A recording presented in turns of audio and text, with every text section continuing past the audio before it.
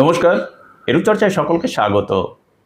আমরা জানি যে যখনই তীব্র তাপপ্রবাহ হয় তখন শিশুদের স্বাস্থ্যের কথা ভেবে যে সমস্ত এলাকায় তাপপ্রবাহ চলে সেই এলাকায় দুপুরের স্কুলকে সকালবেলা করা হয়, যাতে তাদের পড়াশোনার কোনো ব্যাঘাত না ঘটে।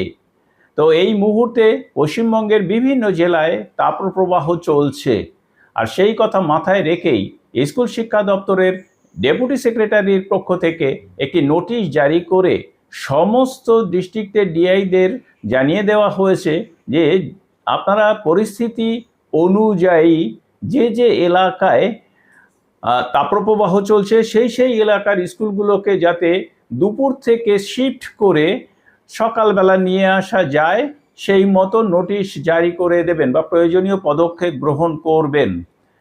তো যে যে এলাকায় এই পরিবর্তনটি হবে সেই এলাকায় এমনভাবে নোটিশ সার্ভ করতে হবে যাতে স্কুলের বাচ্চারা এবং শিক্ষক শিক্ষিকারা যথেষ্ট সময় পান এই সঙ্গে একটু অ্যাডজাস্ট করতে, অর্থাৎ ঘোষণার সঙ্গে অ্যাডজাস্ট করতে।